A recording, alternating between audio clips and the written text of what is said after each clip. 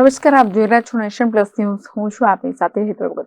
કેન્દ્ર સરકારના પાકિસ્તાન નાગરિકોને પરત જવા માટે આપેલા અલ્ટિમેટમ અંતર્ગત વડોદરા પોલીસ તંત્ર દ્વારા યાત્રીઓ તથા વિદેશી વિદ્યાર્થીઓના ડેટા કલેક્શન કરવાની કાર્યવાહી હાથ ધરાઈ છે. કેન્દ્ર સરકારના પાકિસ્તાન નાગરિકોને પરત જવા માટે આપેલા અલ્ટિમેટમ અંગે વડોદરા શહેર પોલીસ કમિશનરે તમામ પોલીસ અધિકારીઓ સાથે બેઠક યોજી શહેરમાં સંવેદનશીલ વિસ્તારોમાં સઘન ચેકિંગ હાથ ધરવાની સૂચના આપવામાં આવી છે. તદુપરાંત શૈક્ષણિક સંસ્થાઓમાં અભ્યાસ કરતા વિદેશી વિદ્યાર્થીઓ તથા વિદેશથી ફરવા આવેલા વિદેશી યાત્રીઓના ડેટા એકત્રિત કરવાની પણ સૂચના આપવામાં આવી છે.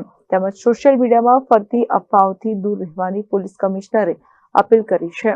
આજે મહેરબાન પોલીસ કમિશનર સાહેબની સૂચનાથી વડોદરા શહેરના ઝોન 2 વિસ્તારમાં આવતા રાવપુરા, નવાપુરા, જેપી, ગોત્રી, અકોટા, અટલાદરા આ તમામ વિસ્તારોમાં જે સંવેદનશીલ વિસ્તારો છે આમાં અમારા દ્વારા વ્હીકલ માર્ચ કરવામાં આવેલો છે અને અમારા દ્વારા જાહેર જનતામાં શાંતિ અને સલામતીની ભાવના રહે અને કોઈ પણ તરીકાની રૂમર મોંગરિંગ અથવા કોઈ પણ ગેરભાવના ઊભી ના થાય આ રીતે અમે લોકોને હેતુથી ફૂટ પેટ્રોલિંગ અને વ્હીકલ પેટ્રોલિંગ કરવામાં આવેલી હતી અને અમારી જાહેર જનતાથી એક જ વિનંતી છે કોઈ પણ રીતના એવા જે મેસેજીસ અથવા કોઈ પણ ફેક મેસેજ અથવા રૂમર્સ આપણે સોશિયલ મીડિયા ઉપર અથવા લોકો માફક મળે તો એના ઉપર ભરોસો નહીં કરવાનો અને તરત જ પોલીસને કોન્ટેક્ટ કરવાનો જેથી સમસ્યા અમે એમના વિરુદ્ધમાં પગલાં લઈ શકીએ.